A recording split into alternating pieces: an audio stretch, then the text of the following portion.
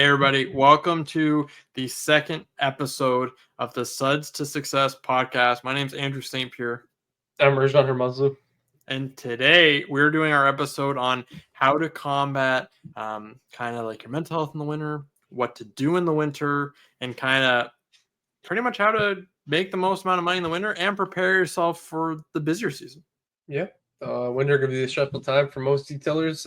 It's usually when detailers go either out of business or don't know any next steps to take. And honestly, they kind of think of it as rest time, whereas Andrew and I have got no rest doing this. So I think, the winter time, it's a little bit slower depending on where you're at. Florida, maybe not so much, but for us, we get, snow, very cold weather. People aren't out as much. Yeah, Canada. It's a whole another podcast, but that's not for our genre. It's like I said, people either make it or break it this time. You can either pay your rent or pay your dues, and then either you can't. And I think being busy in the summer is a good thing, but also trying to stay afloat in the winter is the better thing, because if you can get through the winter, you can get through the summer. Well, it's not even stay afloat; it's level up in the winter. Pretty much. So this episode, we're going to go over everything in the winter, kind of how to combat it, how to run your business successfully. We both get messages from detailers every single year, and it's like winter's never come before. Yep. And they're like, well, are you slow? Is everybody slow? Is it just me? Everybody is slow? Now, there's different ways to combat it. Like, let's say my business. Are we slower? Yes. Are we dead slow? No. Do I have one of probably the highest overheads in the city for my business, for every auto detailing business? Yes. How do we stay open? That's what we're all going to go about here. So first is pretty much how to think about winter. People tend to get slow, then they go home. They do nothing. They sleep. Like, ask Rajan what he's been doing for the last 3 days. I'm in the county, bro. It's different. But that's the point, is what has he been doing? The winter time is this how you think about it, and this is from Ivan LaCroix, who taught me this. If the winter is a time where it's a bit slower, build your business. And that's different things. Could be start a CRM, get different systems in place, go after dealerships, go after all these business ideas you have. This is the time to start them, because you have the time to do it. When you're busy in the winter and you got like 3 coatings going at once, and you have this customer who's upset, and you got an interior detail that wasn't supposed to be here, now it is, and everyone's stressed out, that's not the time to start anything new. So what it does in the winter is gives you time to start all these things. This is the hard part, is spending money when you don't have any, or you're scared because you're like, okay, I'm making just the right amount of money in the winter. What do I do now? So you have to have the ideas, right? It's like for us, we are a distributor for a product. We started an online product store for our local installers for the ceramic company. Got that going. We're doing tons of stuff internally. We're going after different commercial clients. We're doing so this is the time where we're pretty much going to all these people and planting seeds. We're putting it all out there. And what that does is it gets you in front of people, which is important. You have the time to do it, which is even better. And it keeps things rolling. So like my business never stops advertising. I have let's say some of our competitors, I know because I'm advertising against them. They'll only advertise in slow times when there's nothing. Yeah. If I'm advertising year round, so everything, our advertising doesn't change. Our budget doesn't change. Everything stays the same. Some people like Rajan would be scared because he's by himself. He's like, why would Hey, brother, my Google ads be hitting. Well, no, but you think about it though. You're not thinking I should throw more money on the fire. You're thinking no, keep it the same and optimize it. And honestly, like going back and like the biggest thing I've been doing is putting back. I guess I forget if negative keywords. Huh? No, I don't know anything about that. That's another episode. Apparently, you got to teach me about that, I guess. But honestly, going on my website and just making sure it's optimized for I recently started doing like interior coatings. So putting a page for interior coatings, linking that on my website, reaching out to like other like customers who either booked or are never booked, and then I always reach out. And Andrew taught me that reach out within a certain period of time. Your able helps with that partially, and then just honestly going through like social media, seeing what I did that year, what I could do better, how I can kind of get more professional, I guess you could say, where people will take you seriously. At the end of the day, if someone's not thinking about car detailing and they come across your page, they're going to be, oh, this guy's just charging really good money for washing a car. So you're a glorified car washer. Whereas if someone comes across my page or my website and says, I'm looking for a detailer, I think that's where we stand out, is because we use professional terms, we use quality pictures, we don't use things from whatever Google it could be. You see that all the time where people are doing hundreds of cars with their website. It's just default pictures from Google, and it's like, take the time, go through your website, make sure all the buttons work. I found a button that didn't work on my website. SEO, like search engine optimization, putting in keywords, putting in other pages. I forget what they're called, like backlinks or something, where it's like pages that are not linked on your navigation menu.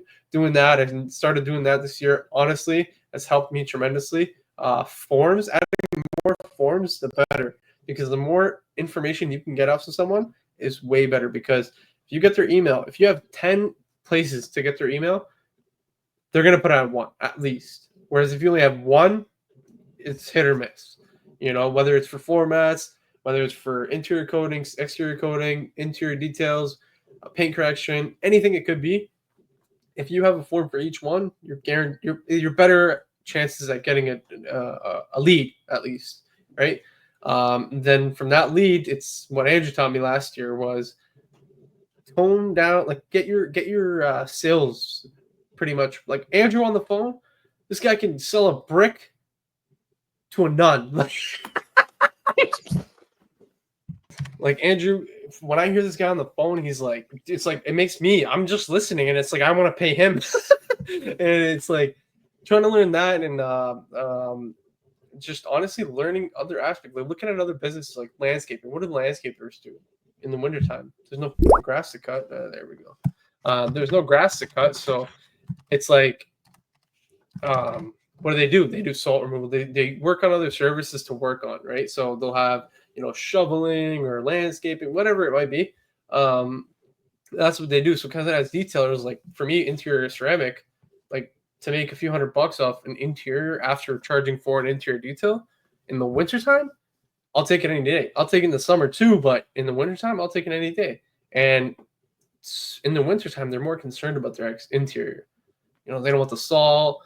It's too cold for them to do their own cars. So you'll get a lot of new customers in the winter, but you also get a lot of repeats. And I think the biggest thing is repeat customers, making them happy. Like I just gave this guy $20 off. He came back. It's the winter. I don't want to give money back off, but he came to me. He's been coming to me for almost every 6 months. I was like, you know what? Let me throw in a wash for you and knock off $20. He's like, wow, really? Like, are you serious? Have you been busy? I'm like, yeah. Thankfully, you never want to underplay yourself, right? Especially if it's a customer who's giving you hundreds of thousands of dollars a year, which not hundred thousands, hopefully, but hundreds of dollars a year. You want to kind of make it seem like they're in good hands, right? So you're busy because you're good, not busy because pretty much. So if you're doing terrible jobs and you're busy, I mean, I guess if you're afloat, I guess you're doing something right. But in my terms, it's like always be good on your sales, always be good on your work, and always do the best you can. Honestly, like in this time, especially like Andrew said, it's make it. You can either make it work for you or you work for it. Well, and it's all about improving yourself. When you change the idea of this is my slow time, and I mean, don't get me wrong, are we more relaxed in the winter? 100%. I mean, I'm not going to lie to you and say we're as amped as when we're busy. No, yeah. But the point is, if you're focusing on like we have a list, and I build this list from summer, fall, and then into winter, and it's stuff that we need to improve on or stuff I want to add. And then when winter comes, I don't mind paying my employees the regular hours if they're bringing their laptops and they're putting stuff onto a website or whatever like that. So, but you get the ideas and then you put them in motion. You realize this list of ideas took you 6 months to do. You're done it in a week. Yeah. Like when you're really dialed in, you're done in a week. And you got time to do it. It's like in the summer, like you said, when you got 4 interiors and 10 ceramics and this and paint correction and that. It's like, dude, to edit one page on my website, by the time I get home, I'm out. Like I can't even lift my fingers. So then the next thing we'll kind of dive into, because it's part of it's mental health, because my mental health goes to, and make sure you write that time down, because you got to beef that out. But it does. In the winter, it's terrible. January, February, worse. It also doesn't make it better that business is slow. So like whenever I start to dip in my mental health, I push myself into work. What do I do when there's no work? So it's all about adapting kind of what you want to do in your thought process. So what I do is I always do dry January. So if you drink alcohol, I always do dry January. Usually I'm not drinking in February either. The reason why is I find it makes me crisper. So I can see a lot clearer and I can see more direct. And that's why I need this time of year is how can I look at something with like not a direct mindset, but like as around it. So when I can look at the big picture. When I can look at a problem and I'm like, okay, but why did this happen? Why? Like not from my perspective. How do we get here? Okay, how do we get there? What's the best way to? Because you have the clarity to do that. There's no mind fog. So I always do that. The other thing is I always look at even the small wins as wins. So it's like little things.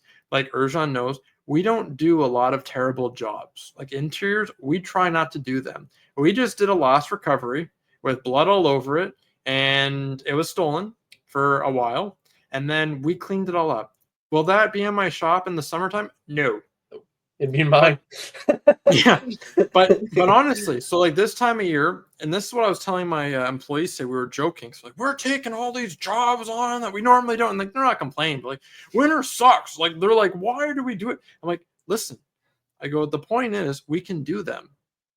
So when you spend your winters like this, like I've always, the first winter I didn't, the second, third, fourth, and then on, I've always done it where I'm building in the winter. So even when I started, I had all my first time, I got my first ceramic company and all these different things. I started selling car mats and paint pens and everything. That was all winter ideas. And they come out in the spring, people are like, oh, it's brilliant. And then you're making all this money off them.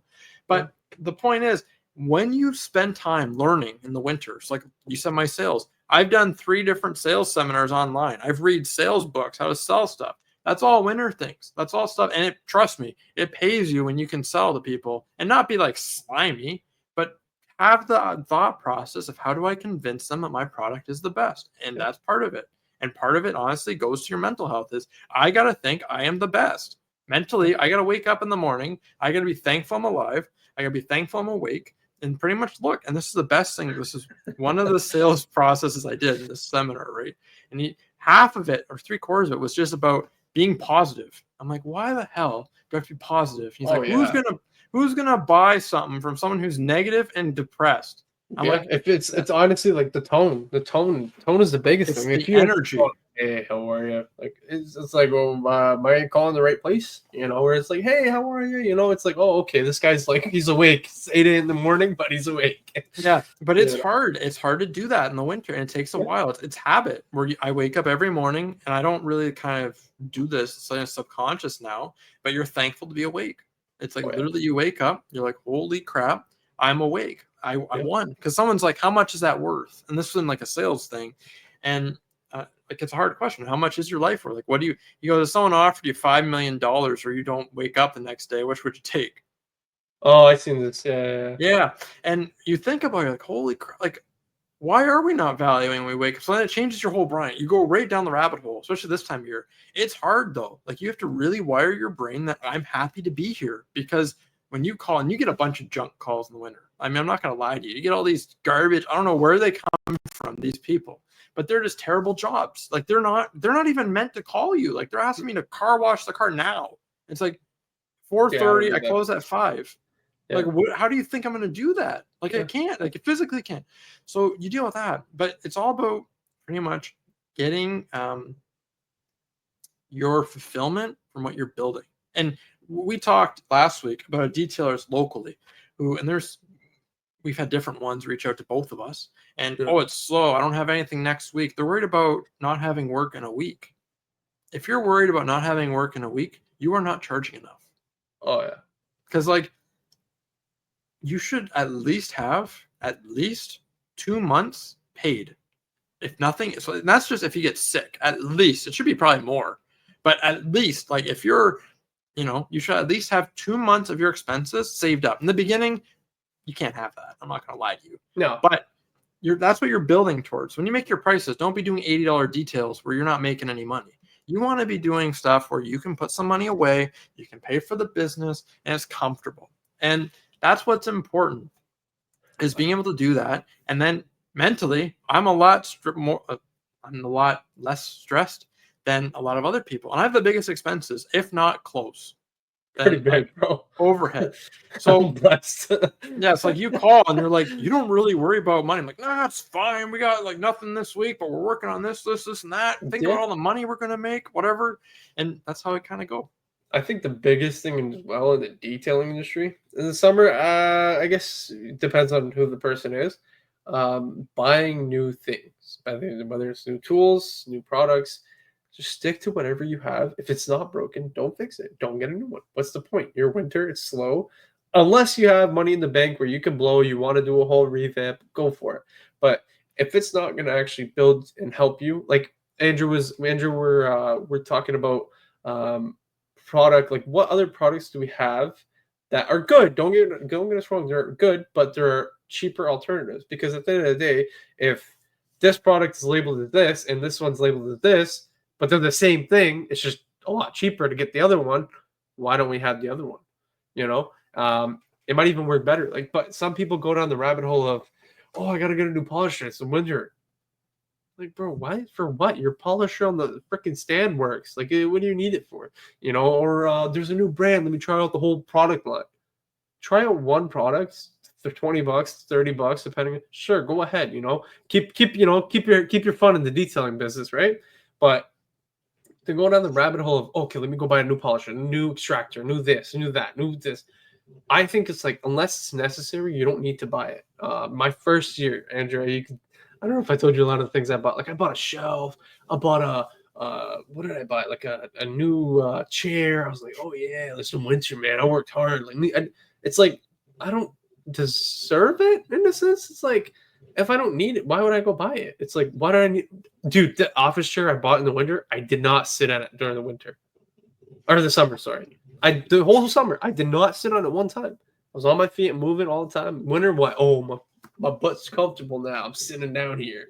It's like, bro, do something else. You know what I mean? Bring it to my shop. I need a nice office chair for when I sit down. You got too much money, man. Look at all your cars in the back. Yeah. See, I got only one. Yeah. But it's one of those things where you also got to learn how to save money. I think that's the biggest thing. Put money aside. It's not even save, it's utilize it right. Yeah. Like in the winter, you don't need a rolling chair. Like and there's tons of detailers, or they choose to like put. I have a rolling chair. I put my feet up on it when I'm waiting for a customer to show up in the morning. Yeah, right. Or there's people that they'll put in like those honeycomb lights in the winter, or like just stuff where you look and you're like, why? How are you making? And then the next week, like, I have nobody. Like, I'm not going to be able to pay my bills. Like, you spent $2,000 on lights. Yeah. Like, what are you doing? Or if you have the money for it, go ahead. But if you're going to go into debt for something, don't do it. No. Or if you can't buy, like, the general rule, I guess you can say, is if you can't buy it twice, don't buy it.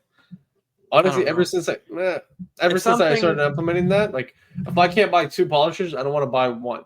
Because if I'm going to go in debt for it, unless it's something like, okay, I'm going to buy, I don't know, let's say if you wanted to do oil spray, which I wouldn't really do, but if you wanted to buy a jack, like a hoist, yeah, go for it. Go into debt for it. Whatever you want to do, but all the power to you. But it's like, I don't know, if you don't need a jack, like, you want to clean the bottom of the tire? Like, bro, just move the car. Yeah. It's pretty much, winter is not the time to spend money. It's time to like hold it or multiply it. Yeah. That's the best way. So there's tons of things you can do in your business that don't cost a lot, that you can kind of start. And it's really not that big of a deal. So like the first one is an email newsletter. We're going to say this every time. I love email newsletters. You get a ton of return. It doesn't cost that much. So even if you get a system that do, like, let's say MailChimp, Constant Contact, there's a bunch of different email services that you can do that.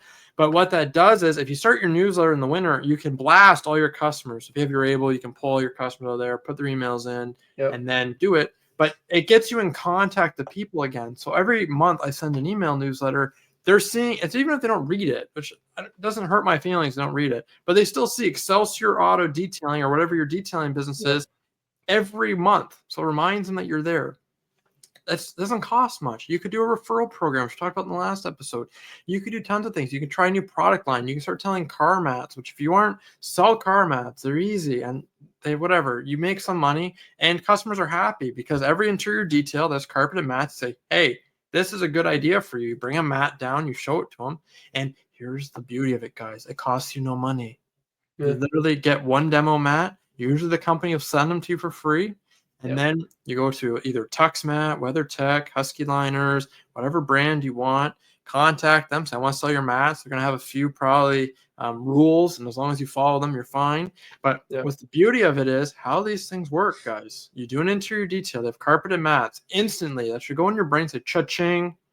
Oh, I can sell them mats. Like, honestly, reason why. And that's how you sell it. I'm going to give you like the quick and easy thing is this is going to protect your car and you show them. And most time, if you're in Canada or you're somewhere where they're putting a lot of salt, they're going to have salt all over their carpets. And every time you get that salt out, it damages the carpet. It's not good for it or the mats are shot.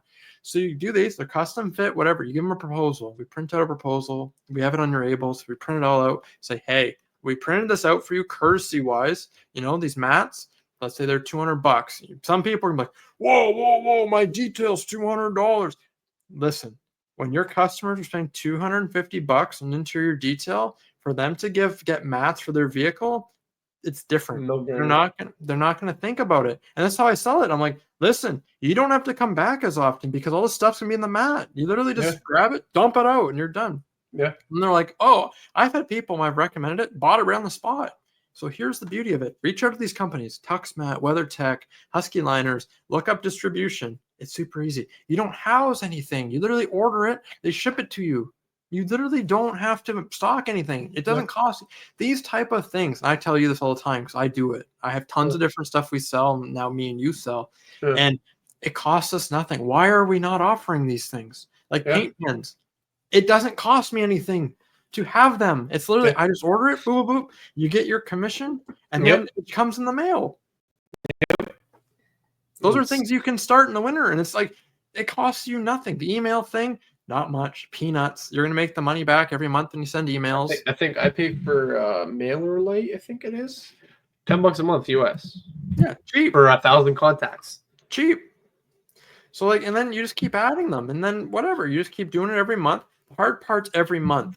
And this is why the repetition's important because they see you every month. Yeah. So you know, they see all that. You can do tons of different fun stuff, that different CRMs and whatever. And we don't have to get into all that. But those are just a quick idea. You could look at your ceramic coating company. If you don't have one, look at one. There's tons of good ones. I mean, like we're with Owner's Pride, but there's tons of different brands that you can go after and kind of look at those ideas. Like Urjan wants to do tint down the road. Look at that in the winter. He has a plan. We just got to figure out when we want to implement that. But the point is, the plan's made. So now, unfortunately, the courses around here they're pretty far. We'll figure it out. But the plan, the main thing is spend time on the plan. Because now, when you're in the spring, when it starts getting busy, it's like click, click, click, click, click. You have them all, and it's like, and your competition. Not that we talk about this often, they will call you. Like so, like when my first year and I had all this stuff, it was like 1 week in March, it got nice, and like I'm getting all these calls. And I was like, my friends, by myself, I'm like, and I felt like such a badass when I went on my Instagram and Facebook. I'm like, boom, ceramic coating certified. Boom, we sell Tux mats.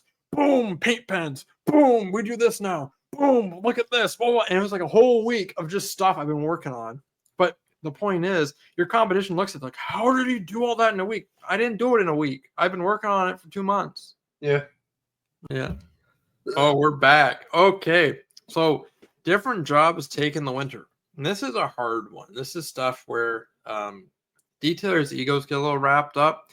And you see online, it's like, don't give discounts. Don't do this. These guys that say that stuff, they're not making money. They're giving discounts. They just don't want you to give discounts. Or either or. They're not making money. And I used to be that guy. I used to be that guy where I'd sit there and I'm like, in the winter, and I have nothing. It's like, oh, you know, I code this customer for ceramic, and my price is X. I'm not going any below it, no matter what. You're just sitting there in the garage, it's empty, and you're like, Now what do I do? I'd rather take $1,000 if it was a $1,200 job, and let's say whatever 20% off of it. I'd rather get the 20% off than have that $0 in my shop. So here's the thought process, right? Is providing more value. Winter, and this is going to apply to people obviously have winter climates, not like California or Florida that are always, or Texas that are always busy. Yeah. But in the wintertime, it's all about providing more value on the job. So ideally, we do a lot of ceramic coating. Urjan sees it. He's like, how do you do that? How do you have all these cars in here all the time? How do you get ceramic in the winter? And I'll tell you, and our competition will be listening, it's providing value.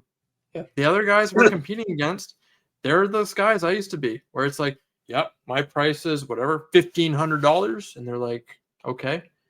And that's it. You know, I'm kind of the best. You're going to come to me, blah, blah, blah. And the customer's like, okay. So they call me. I'm like, whatever. You start off, give them the value, give them the spiel. We'll talk about that in a different podcast. But go over your thing. And then you ask them, what problems do you have with this? Like, do you have any questions? And they're like, yeah. I go, do you see any problems with this quote I gave you? And they'll tell you. Like, another detailer, he was in the car with me as I'm selling it. He goes, this guy just spilled his whole life story to you on the phone on a sales call. I go, yes, that's the point. And it's like, so a guy today, quote it called Mustang, wanted it done. And he's like, I go, was it the 2016 one? Yeah, 2018 black Mustang. Was it in a fire? No. Oh, okay. I had one today. It was a 2016 Mustang. He wanted to get it ceramic coated. And then he never, he was at work. He said he was going to call me, never called me. So I'm going to call him tomorrow morning. He called me. No, it was 2016. Buddy White. When we don't get the same customer, mine are better. Oh, yeah. Okay. So anyway, by asking them. What's freaking with Mustangs and Benzes nowadays, bro? Yeah. So anyway, what you do in your sales process, you find ways to provide value. You can do this a ton of ways. You could do discount right off the hop on the call. You can do providing transportation. That's a good one. You can do free service. So something that like you add on, like if let's say, I have stone chips. Oh, we'll take care of that for you. No problem. We have like whatever. Do you have a paint pen? Yeah. Okay. We'll do that. Normally it's like, bro, it's on the fucking table, bro. Popular, right? I have 2 phones, bro. Oh yeah. All right. So anyway, providing value in different ways, and that's going to be transportation. So we provide Uber if we have to. We can do financing. We can do tons of different things, providing a free service. So like if they want stone chips, such stuff, say, oh yeah, we'll do that for you. Anything pretty much to get that sale. In the winter, you're gonna have to do more of it. So like I don't tend to do like, guys, can you give me a deal? The answer is no. Always no. But I say is, and this is what I do. I'm gonna be honest. I blame it on the ceramic company. I say, oh, they don't let me do that, whatever. And the guy's like, oh, okay, I understand. And it's true.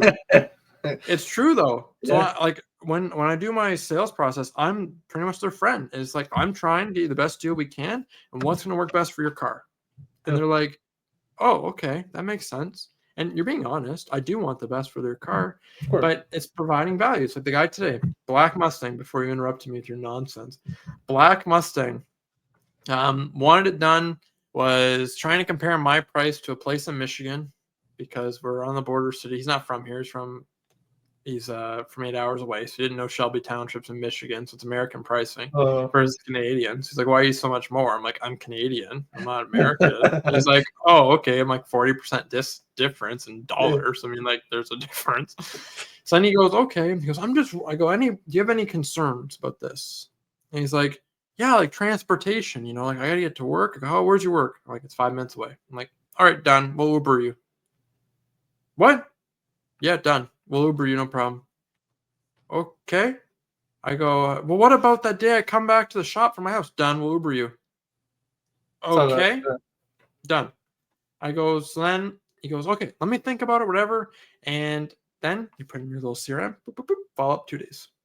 So then calling him again because you have to do a bit more. You have to offer a bit more. Now, does the $50 I'm going to pay on Uber, do I really care about that for X amount of dollars? No, not even a second. The other thing I do is sometimes, and this is kind of like a quick tip, and this is not about, some people are like, don't ever do sales, whatever. I always do some type of, you can always do sales. You gotta be smart about it. Yeah. Some customers like money off. I'm not gonna lie to you. Oh, That's just the way it is. I don't offer sales to people that ask me for them. no.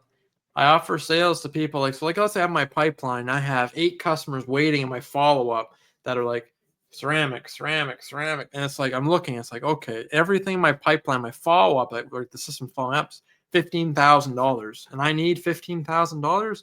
I then go, okay, select, flash sale today and tomorrow, 20% off coatings. Reach out to me to buy whatever today and tomorrow, book within 30 days. Yeah. They then go within seconds of you sending that, you get 3 texts back. Yep, ready. Boom, boom, boom, boom. And you're like, oh, that was easy. Yeah. So that's the thing, is you have to work a bit harder in the winter to get them. The different types of jobs in the winter. This is a good one. So Urjan's like this too, and he'll weigh in. In the biggest thing we do in the summers, we do not post dirty cars or bad jobs. You I don't don't post post them anymore at all. Not about that when life. no, when you post them, that's what you get. So we don't want those. We like ceramic coating, shiny cars, brand new cars. You look at our Instagrams, that's all that, all of our videos, Newer all new cars, ceramic cars. cars. Yeah. Yeah, everything. We love that. And that's what you get. So they look up ceramic coating, boop, boop, boop. They get our YouTube, they get our Instagram. Like, oh, these guys do a lot of cars. We do a lot of cars. The reason why we do a lot of cars is because we target the customers that we want. So Yeah. they look, they go, oh, these guys do a lot of ceramic coating because we're posting ceramic coating. At any time, I have 3 weeks of content that's saved that hasn't been posted yet. That's another thing that people aren't going to competitions be like, how are they busy all the time? I'm just starting to run out of content. We're in February. Yeah. So like my January content is from December and early January. Yeah. Makes sense. Mm-hmm. So like we're literally just running out of content now. We're just getting slower. So February, we'll throw in a few like filler posts about ceramic or whatever. But the point is we're still posting. You got to keep posting. We post every day. We have some things that, we still, we kind of skip days and whatever, kind of just to even it out. But we post every day. And that's just keep things on top of your mind.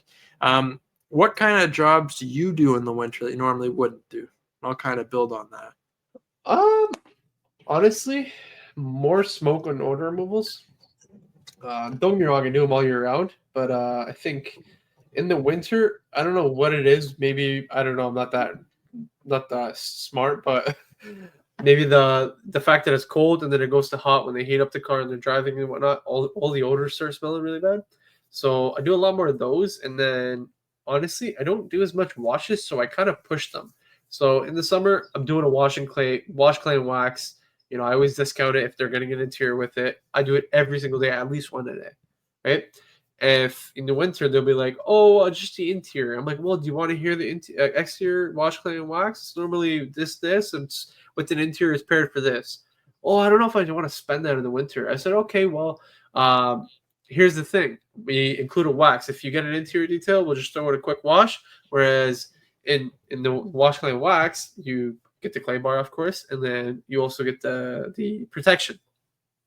And then you'll be like, "Oh, like what's the protection? What helps the water, whatever. It'll help it stay cleaner, and it'll help it make it easier for washing. So when you get the salt on it, I'm like, oh yeah, that thing's power washes off."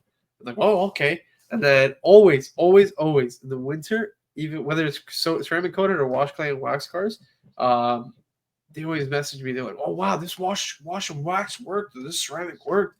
And it's like, dude, they're taking photos in front of the car wash, and some people in their driveway, which is like, bro, you need to put some salt down. But it's like, try and push things that are easy, quick. Odor removal, it's more so the cleaning and then the actual treatment. Which the actual treatment for what I do, I'm not doing actual physical work. It's kind of, I use biobombs. I recently switched over to biobombs. I was doing ozone before, but biobombs is a lot quicker, a lot faster, and I noticed it works a lot the first time. Ozone, I've always kind of had to like put it back in, air it out, smell it back, or get a call. Honestly, ever since I started using biobombs, never ever had a customer call back. Never. And that's something we don't tend to do. We don't really do odor removals. And the reason why is, and this is just for us, it doesn't work, is when you do it, you still smell it a little bit for a while. Like you still, like let's say a bio bomb or ozone. You let it air out for about a few hours, let's say. You get back in the car. Now it smells like chlorine with a hint of cigarettes. I always tell them, listen, would you rather smell that or the smell you came in here for? No, I'd rather smell this. And it's like, I reassure them, like, oh, it's safe, Well, and it whatever. goes away. It'll go away. If I tell them always, like, if it actually really bothers you, I said, bring it back, we'll air it out, and then we'll give you the car. I said, or if it doesn't really bother you that much, but it kind of annoys you, just roll with the windows down. Like, crack the little windows a little bit. You have the heat on. It's not going to be that cold. And so far, never had a complaint. Ozone dissipates a lot faster, I found, than biobombs. Every time I've used biobombs, it's like if I air the car out overnight, you'll still smell the chlorine, which I don't mind. I think it kind of adds a little bit to the value where it's like, oh, okay, it actually smells like something was done to the car, Well, when I tell them, this is how I explain it. It's like we just did, like I said, a vehicle was stolen. There was blood in it. It was a whole thing, right? Not something that we tend to do, but something we took on. So it's a friend of a friend, and they own a big business in the city, so we wanted their fleet work, so we took it.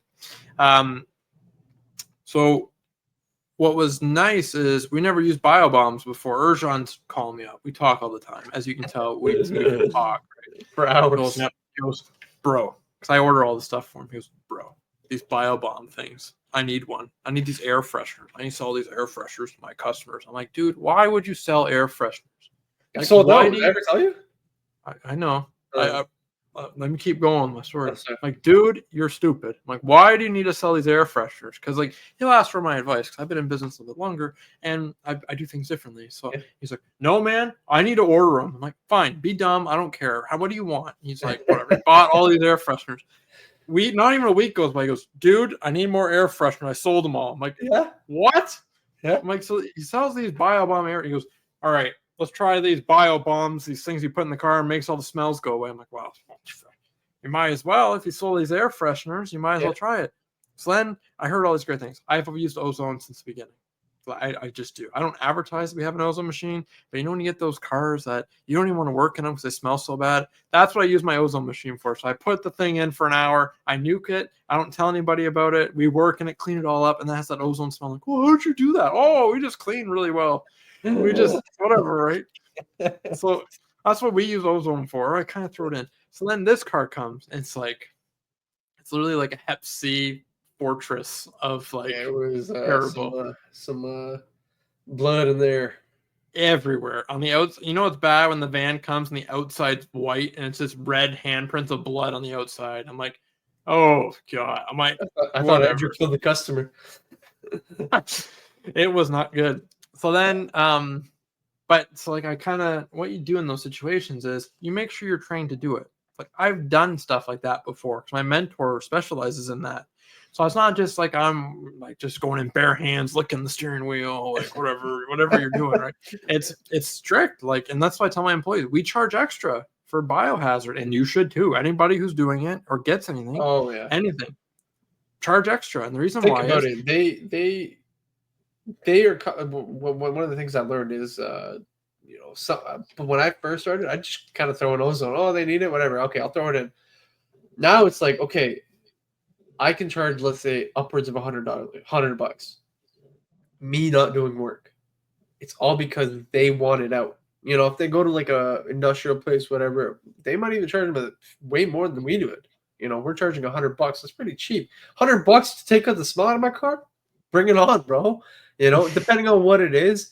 Like if it was like a car that's been smoked in for the last 20 years, charge more. It's relative, right? But on the average car starting at $100, for me to pop a little tab in a thing, put the aerator on, and walk away for an hour, they come back, open the doors, open the shop door, because I have a little bit smaller shop than Andrew, so I'm not trying to die. So I'll open the garage door for a couple minutes, air it out. After 10 minutes, it's good to go. And it's like the smell's out, everything's out. It's like for $100, take it, bro. So when this car came, I'm like, this is the bio bomb car. I'm like, I already know this is what I want to try the bio bombs on. Don't have any. So I call Bergeron, the king of odor removal that I tell my Oh, yeah. customers normally. And I still have say, that voicemail saved. I say, do you have any? Like, so he goes, yeah, I have whatever, 5. I'm like, can I have 1? He's like, yeah, that'd be great. So this is why having friends is important. Oh, yeah. But so then, except my ozone machine's in the other car. Someone spilled milk in the other car, so we're nuking that with the ozone machine. And I'm like, this for sure. I want this sucker. Nothing go wrong with it. They're already mad they got stolen. They whatever. We're already cleaning all this blood out of it. It's it's a job that required a lot. But obviously you're charging for these different things, but it's a job. But the main thing is you have the tools. So we put this bio bomb in. I'm scared, right? And Andrew called me maybe like 10 times. well, I'm like, I can plug a. So he's like, oh, bro, like, do I do? So he's like, and then now I know how Urjan feels when he calls me about things. And he's like, why am I calling this guy 1,000 times? So that's why I felt like. So it's like, what do? Dude, you put water in this cup. It tells you to put it up to this line. Read the instructions. Like, stop calling me. It's whatever. So you literally fill up the water. You clean out the whole car first. So detail it all up. Vacuum it. Get a bio bomb. They're $25 Canadian. We're Canadian, probably less in the US. But so put this cup in. You just fill it with water. There's a line. Fill it up with water. And I'm not a big, read the instructions type guy. So I really, so I tried my best with it. Yeah. So I did that. And it's like, and then Urjan's like, okay, get the aerator, put this with your aerator. It's like a little tube that goes in there with a little machine that blows air in, so it makes all these bubbles. And then what that does is when you put the chlorine puck in there, it pretty much makes it all come out easier. Not like out of the cup, but like the actual fog or the. Yeah, easier and faster. So without sorry to cut you off, but you know what you're talking about. The actual like biobomb thing. If you buy the kit, I believe like you said, $25, whatever it is. It only comes with the actual like container for it and the chlorine tab. Now the aerator I think is like what? It was $40, $30, something not too bad.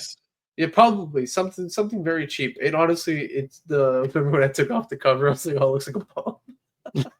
I guess that's where they got their name from, but it's cheap, dude. Like you buy that one time, you just replace the batteries, and to take it from 12 hours from just the chlorine, like the actual kit by itself, pair it with the aerator that you probably already have if you reuse it, and within an hour, 1 hour. They say 1 hour. I don't remember if he said longer, if depending on the smell, but I've only used it for more than an hour, or less than on an hour dot exactly. And every single time it's gotten the odor out. I had puke odor out, milk odor out, actually 3-week-old milk odor out. Cigarettes always easy, like a no-brainer. For what it is, for spending $25, let's say if I'm charging $100, just make it easy. If I'm spending $100, or if I'm charging $100 to get the odor out, and I'm spending $25 each time to get the the actual container thing. $75 for me, putting a chlorine tab, pressing an on button, and walking the hell away. Like if I really wanted to raise it to $125 to pay for the thing and make $100, it's like, bro, people will still pay it, And the fact that it works, people will pay it. And once you get known for actually doing it, it's cleanings, it sanitizes, it does all that little fancy stuff. But we're more concerned about the odor. Sorry to cut you off. What were you saying? Well, when I did it and I put it in there and I closed the doors, and Surgeon's like, be careful. Like, it's going to nuke your shop if you open the doors. Like, I'm ready to be, like, scared. So what I found is I left Be honest, did you mask up? I did, yeah. And I'll tell you why. And you should. Yeah. Is when I don't mess around with chemicals. Like, I don't want to die when I'm 40. It's like, that's a big deal, like, for me. So, but even, like, I opened the door, even my eyes, like you could feel it in your eyes. Oh yeah. So like even that, like it's not good for you. So like put a mask on, wear the right PPE. I'm gonna look at getting goggles, like just so when you have to go in the car to get the aerator and shut it off, like 'cause even just that. So what I did was I opened my 2 garage doors. I had the van right up against the garage door, and I opened the trunk, and then it just kind of went out the garage door. My employee was outside working on a car, and she's like coughing. She's all mad. Yeah. Like it's strong, right? I didn't say it smells like chlorine. It kind of was like a mix between like chlorine and like cigarettes, and like it wasn't like I was at a pool. Yeah. So like what we kind of noticed, like you could smell the chemical. It's a chemical, Yeah. but it wasn't like I'm at like like a pool. Yeah. Like it wasn't like that. It's like when people described it, I'm like, oh, this isn't really smelling like I'm at a pool. It smells like we just put something in it. So like and it still smells clean. Like I like the smell of it after. Like the customers are gonna like it. When I'm like, I put chlorine dioxide in your car pretty much, and I did this treatment. They're gonna say, oh, because they're all worried about obviously Hep C. They're worried about all the stuff that's in there. They're worried about the cigarette smell, which wasn't there before, and it was stolen. So whenever you do these fix-it jobs, and we talk about this all the time, I don't do fix-it jobs, but they're pretty much jobs where they didn't do it, and they expect to be back to the condition that they got it in, and it can't be. Nope. Never. Like, it'll be better. Like we'll get it 99%. But that's why we don't really do much of them. Is it's hard. It's hard to keep those people happy. And the big thing with it is when you say, "Listen," and that's what I told the guy. So it was a son and a dad, and very successful people. And he looked at me and he's like, "I'm nervous about this. Like I don't want to drive this van. I'm scared. I'm whatever." And I said, he goes, "I want this thing spotless." I'm like, "Listen, I'm gonna clean this like my mom was driving it." And they just looked at me and they go, "All right, fair enough, whatever, we're good." I'm like, "Okay, we're good." And that's true. We did all the type of chemicals we can do. And trust me, we charge for them, but we're using top of the line stuff. We're doing a bio bomb in it, which is even overkill from what we're, in all honesty. Oh, yeah. If it had a cabin filter, replace the cabin filter. We're doing a full clean. We're doing a full disinfectant to get the blood off. We're doing everything you can think of to do it. We're wearing PPE, where every towel that's used in that car is thrown right in the garbage because we're not messing around. Anytime we take the gloves off, thrown in the garbage, we get new gloves. Anytime you do anything that's in that car is thrown out. And the reason why is that's why we're charging extra. Is we want to be safe. I'd rather go through a box of gloves in that car than one of my employees getting ill or sick or whatever. The other thing you're worried about when you do it is needles. Just because the cops went through it doesn't mean there's not a needle between the seat. That you don't know. It could be hiding. Who knows? It might be in the seat. You don't know. So never put your hands in anywhere you can't see. Never put your hands under seats. Never put your hands anywhere. So literally, like we use an air gun. We wear glasses, safety glasses, a mask, just so we're not worried about stuff going like Hep C in our eyes. If there's something with blood on it, gets in the eye, whatever.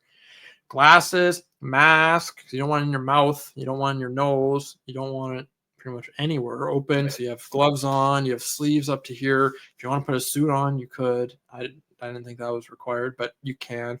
And then you pretty much blow everything out. So what you're doing is with the air gun is you're getting under there and trying to blow everything out. And also, I opened the thing up in the parking lot. I used a leaf blower. I blew the crap out of everything in that car. And it's just to make sure everything's loose. And then whatever. You're not like a bunch of stuff came out from those seats, lighter, a whole bunch of stuff they didn't get. And that's the point is like, because they're not looking. They're looking. They don't want to be in there. There's so much blood in there. I didn't want to be in there. When I did mine, I found, dude, you got to work out for loss and recovery cars, man. Dude, there was at least, I swear, like if I didn't go to the gym, I don't think I'd be able to lift this. It was like over 100 pounds of scrap metals in this trunk for this Kia Seltos that it did, loss and recovery. Partnered with the guys next door. They're a sanitation company. And I went to go lift it. I'm like, whoa. Like I thought it was closed. I found a bunch of clothes. Dude, like the police did not clear it. They just kind of looked through it and took left everything on. So thankfully, like where I'm at, we have a huge garbage bin, whatever. So I kind of. Oh, you didn't bring it to the scrapyard? No, I gave it to the Puro guys.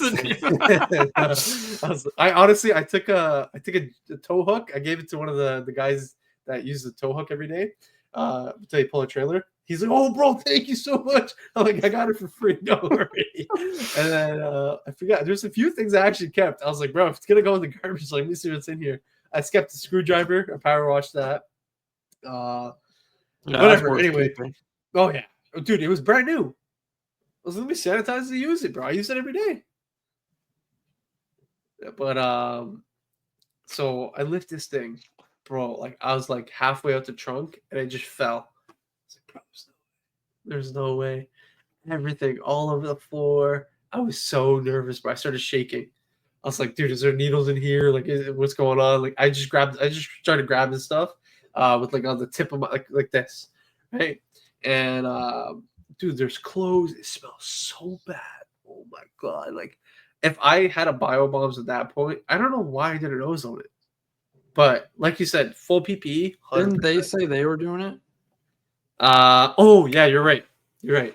Yeah, look at this guy. This guy's memory is way better than mine. The guys next door, they were gonna do something to it after to sanitize it after I detailed it. So, um, whatever, I did it, and dude, like that car, like dude, they missed like I don't know if I'm allowed to say this, but weed.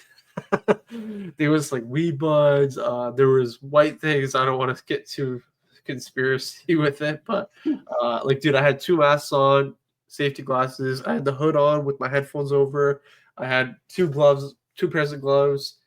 It was like I was like, bro, I'm not messing around because, like you said, it's not worth getting sick over. Like, yeah, sure, it's $5, 6, $7,000 job, but it's like to get sick over it for one job. $7,000. What kind of job are you doing?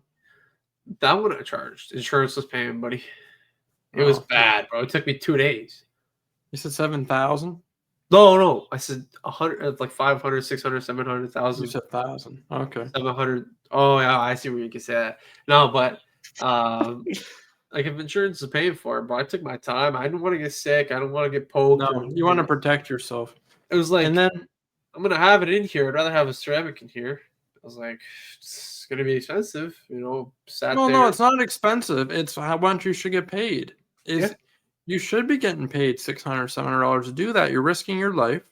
In all honesty, you're using a different set of knowledge that they don't have.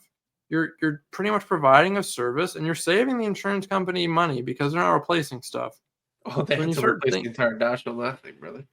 No, but I mean the seats. They didn't have to replace that. They didn't have to replace a lot of stuff in there. It's $700 is one seat. Yeah. So way to them, way more. That's what I'm saying. It was a brand new car, no, 100%. But to be actually thorough with it too, like headliner, like like you said, I did it like it was my mom's car, bro. Like headliner, all the buttons, everything. Bro, honestly, the dealership actually called the guys at Puro and said, "Wow, it's clean." I even washed the exterior. I was like, bro, I mean, if it's dirty on the inside, they're definitely touch the tow truck driver because they got towed to my shop. Funniest thing in the world. They're like, oh, the car's coming. Like, okay, tow truck pulls up. I'm like, what the heck? So the tow truck driver, he goes, you know what happened in here, right? Good luck. And he just drove away. I was like, what the hell? Okay. Dude, that's when I started sweating. So, but it's like those jobs, like I would take any time of the year, but I think winter mostly. And I feel like it's in winter mostly is when kind of break-ins happen. But I don't know. We just tend to get them more. And I don't know if that's just the kind of the way it goes. But I mean, like to end it off, we're almost near the hour mark. What are you doing now that will help you in the busy time? Like, what are you prioritizing now that you think is going to really, like, what are your plans now, like in the winter, that will make your business that much better in the summer, spring, fall? Start doing videos. Google, like I was saying, Google SEO, whatever. Trying to get a CRM set up. And then, what was the other one? Refining like my processes. So like, I don't have a dream. Okay, so Andrew knows this. Like, dude, it takes me like hours to clean up after a while. It's a show. But for example, a few months ago, I bought a sump pump, and dude, I used to spend maybe an hour after trying to get all the water freaking mopped up or squeeze it outside. In the winter, I'm stuck because it's like if I squeeze it outside, it's gonna be a freaking ice rink outside. So mopping it up or whatever. Now it's like, dude, as I'm washing the car, I can have a pump going. I'm honestly thinking about getting a second one. I can keep washing the car. I don't have to stop in between. It's not a slip hazard anymore. Way less time. It's like things for the interior, my ceramic, my polishing. I really, really got to knock down because sometimes I find like I'll over polish, and like the Andrew has a rule where it's like you do three whatever. It's like the Ivan method. Sometimes I'll go, oh, let me go a little bit more, make it a little bit shinier, where it's like at that point I'm not really doing anything different. And then also kind of just being less, how do I say this? Stop procrastinating. That's the biggest thing as well. So all those So things, and then just out of kind of your list, it's talking about stop procrastinating. In the last 2 weeks, which things on your list did you work towards? Google SEO, nothing but the CRM. Nothing on the CRM. Well, it's also How like we got some plans with CRMs, so Yeah. Yeah, that's true. yeah. What about But you, yeah, Andrew? well, so far this winter, so I have that product store. So we're now a distributor for a brand, for local installers. So we wanted to do all that in house. Got that all set up. So what we used to do before, just kind of have them message us and we order it. But now we're gonna do like a whole site where the pricing's all there, get that all dialed in, and we still have to dial it in a bit more. But it's a start. Um, so you kind of get an idea of where to start and then what to do. Um,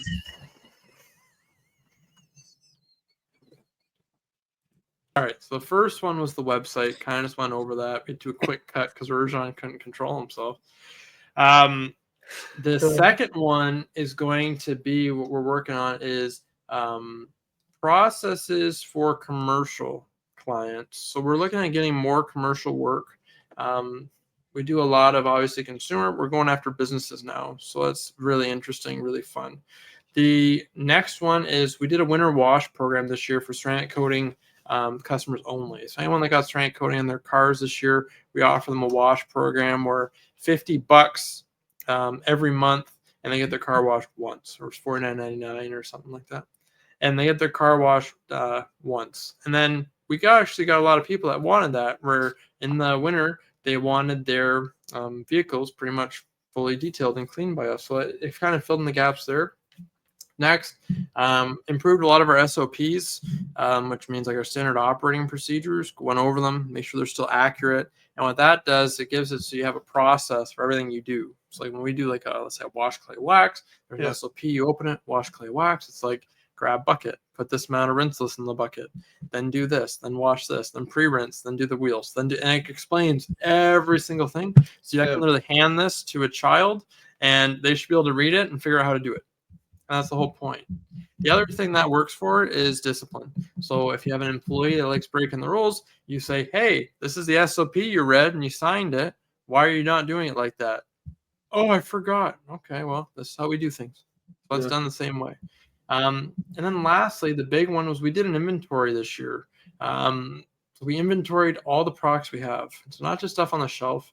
We inventoried our products, how much, and we did that in You're Able. We kind of went over that in the last podcast.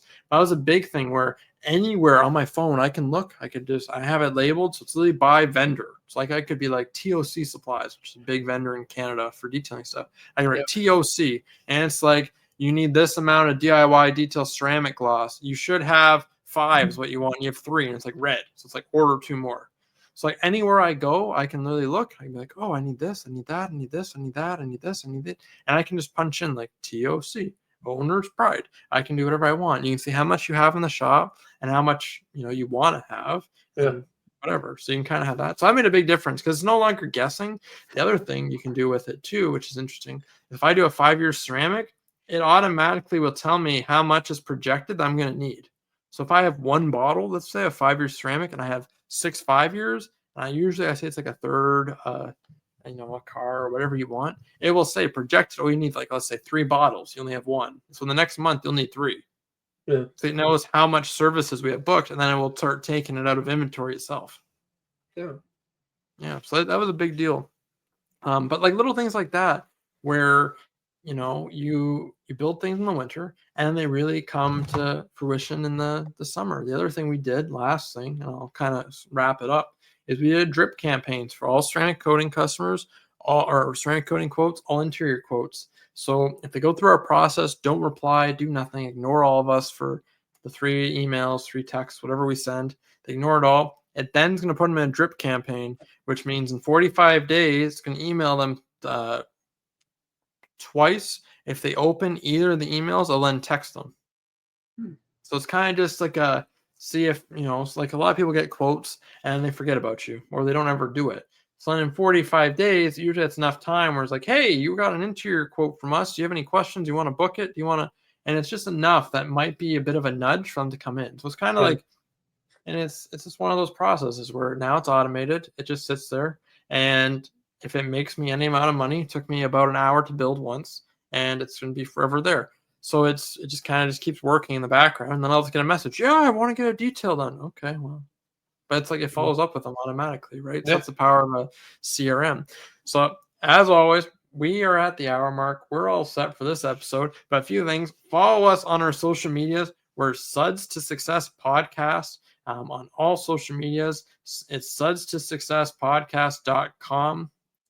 It's the website, so you can see all the episodes there. If you have any questions, write them in the comments on YouTube, and we will get those all answered for you. And as always, we will see you next time.